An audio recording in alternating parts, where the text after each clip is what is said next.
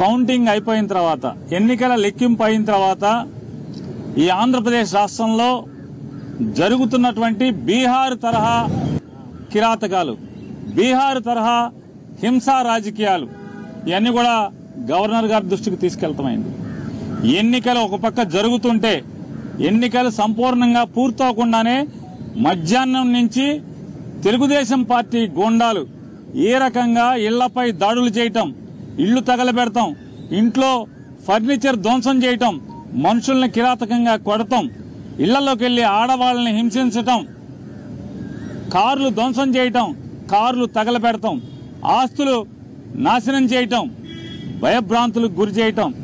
అంటే తెలుగుదేశం పార్టీ అధికారంలోకి వస్తే ఎర్ర పుస్తకంలో, అంటే ఎర్ర పుస్తకంలో ఏం రాసుకున్నారా అంటే మేము హింస కోసమే, ఈ కక్ష తీర్చుకోవడం కోసమే, మాకు వ్యతిరేకంగా వైఎస్ఆర్ కాంగ్రెస్ పార్టీ ఎవరు జెండా పట్టుకుంటే వాళ్ళనల్లా కిరాతకంగా హింసిస్తాం, వాళ్ళ ఆస్తులు ధ్వంసం చేస్తామనేటువంటి దానికోసమే అధికారంలోకి వచ్చినట్టుగా ఇవాళ వాళ్ళు ప్రవర్తిస్తున్నారు.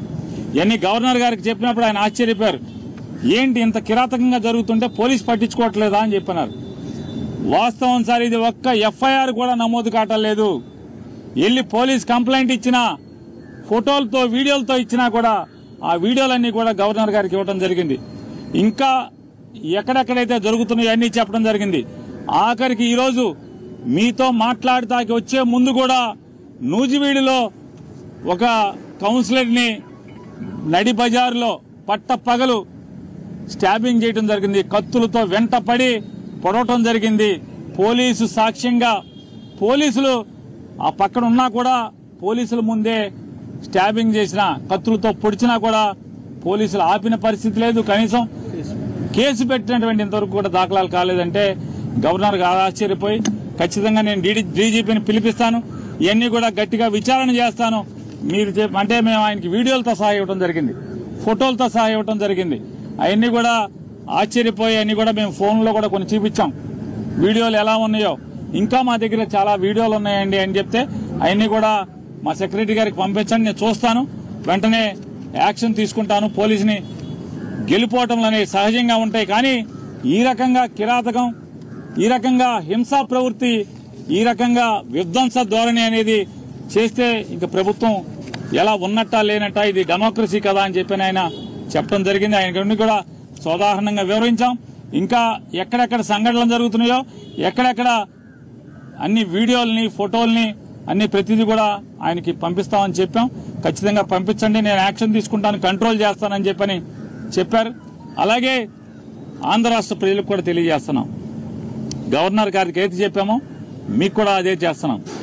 ఇవాళ అంటే 4వ తారీఖు మధ్యాహ్నం నుంచి ఏ రకంగా తెలుగుదేశం పార్టీ హింస ప్రవృత్తితో చెలరేగిపోతుందో, హింసను ఏ రకంగా ఈ ఆంధ్ర రాష్ట్రం మీద ప్రజ్వలింపజేస్తున్నారో, అంటే వాళ్ళు గెలిచింది ఈ రకంగా ధ్వంసకాండ కోసమా, ఈ రకంగా హింసాకాండ కోసమా ఇవాళ ప్రజలు ఓటేసిందా చంద్రబాబు నాయుడు గారికి, కూటమికి అని చెప్పని మేము మీ ద్వారా, ప్రజల ద్వారా ఇవాళ తెలుగుదేశం పార్టీని, కూటమి నాయకుల్ని హెచ్చరిస్తున్నాం. ఈ రకంగా మీరు ప్రోత్సహిస్తే ఈ సంస్కృతిని, బీహార్ సంస్కృతిని ఆంధ్ర రాష్ట్రంలో గనక మీరు బీజం నాటితే ఎల్లకాలం మీరేం ఉండరు కదా. అంటే ఈ రాష్ట్రానికి కొత్తగా ఏం సంస్కృతి తీసుకొస్తున్నారు మీరు అంటే ఇది అందుకోసమే జగన్మోహన్ రెడ్డి గారు కూడా ఈ ఎక్కడెక్కడైతే రాష్ట్ర వ్యాప్తంగా 26 జిల్లాల్లో హింస ప్రజ్వలిల్లుతుందో, ఈ భీకరంగా ఈ దాడులు చేస్తున్నారో, ఈ దాడుల్ని ధ్వంసకాండ రచిస్తున్నారు, వీటన్నిటిని కూడా గట్టిగా నిలువరింపజేయడం కోసం వైఎస్ఆర్ కాంగ్రెస్ పార్టీ కార్యకర్తల మీద ఎక్కడైతే దాడులు జరుగుతున్నాయో వాళ్ళందరినీ కూడా రక్షించడం కోసం పోలీసులు ఎలాగో ప్రేక్షక పాత్ర పోషిస్తున్నారు. పైన చంద్రబాబు నాయుడు, కూటమి నాయకుల యొక్క ఒత్తిడి మేరకు పోలీసులు ఏ రకంగా నిర్వీర్యంగా చూస్తూ ఊరుకుంటున్నారో, తోలుబొమ్మల్లాగా చూస్తూ ఊరుకున్నారో, వీటన్నిటిని కూడా మేము కూడా మా కార్యకర్తలను కాపాడుకోవడం కోసం 26 జిల్లాల్లో మాజీ మంత్రులతో, ఎమ్మెల్యేలతో, ఎమ్మెల్సీలతో వీళ్ళందరితో కూడా 26 జిల్లాల్లో కమిటీలు ఏర్పాటు చేయడం జరుగుతుంది.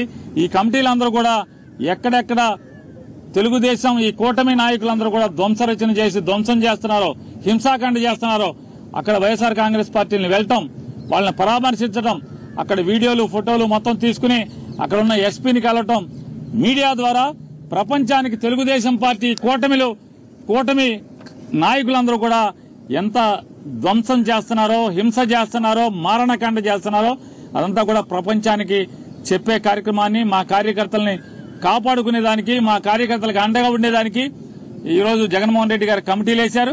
ఆ కమిటీలన్నీ కూడా రేపటి నుంచి ఆ కార్యక్రమాల్లో ఎక్కడెక్కడైతే దాడులు జరిగినాయో, దాడులు జరిగిన వెంటనే సమాచారాన్ని అందుకు వెళ్తాం గాని, అలాగే లీగల్ టీంలన్నీ కూడా రాష్ట్ర వ్యాప్తంగా ఉన్న 26 నియోజకవర్గాల్లోని వైఎస్ఆర్ కాంగ్రెస్ పార్టీ లీగల్ టీంలన్నీ కూడా యాక్టివేట్ చేయడం జరిగింది. వాళ్ళు కూడా ఎవరైతే రాజకీయ పార్టీ నాయకులతో పాటు వాళ్ళు కూడా వెళ్తాం, కేసులు ఎక్కడెక్కడైతే కడతలేదో కేసులు చేసేదానికి కూడా ఎస్పీలని కలవటం, అలాగే ఆ వివరాలన్నీ కూడా మళ్లీ గవర్నర్ గారికి తీసుకొచ్చి ఇచ్చేదానికి కూడా ఇవాళ మేము నిర్ణయం తీసుకోవడం జరిగింది. ఇవాళ మరొకసారి కూటమి నాయకుడైన చంద్రబాబు నాయుడు గారిని కూడా గట్టిగా మేము హెచ్చరిస్తున్నాం. ఈ బీహార్ సంస్కృతిని లేదా ఈ వేటాడే అధికారాన్ని అడ్డం పెట్టుకుని ఈ వేటాడేటువంటి, ధ్వంసం చేసేటువంటి, ఆస్తులు తగలబెట్టేటువంటి లేదా మనుషుల్ని ప్రాణహాని చేసేటువంటి, నరికేటువంటి, కత్తులతో దాడులు చేసేటువంటి సంస్కృతిని ప్రారంభిస్తే ఖచ్చితంగా దీని పర్యవసానాలు అనుభవించాల్సి వస్తుంది భవిష్యత్తులో అని కూడా చంద్రబాబు నాయుడు గారికి హెచ్చరిక చేస్తూ ఇది మానుకోమని చెప్పని, కట్టిపెట్టమని చెప్పని, అలాగే వారిని గట్టిగా డిమాండ్ చేస్తూ పోలీసును కూడా, అధికారులను కూడా మేము డిమాండ్ చేస్తున్నాం. ఈ రకమైనటువంటి చేస్తే భవిష్యత్తులో చేయగలిగేదే ఉంటుంది. పిల్లిని గదిలో పెట్టి కొడితే పిల్లి కూడా తిరగబడుతుంది ఆత్మరక్షణ కోసం.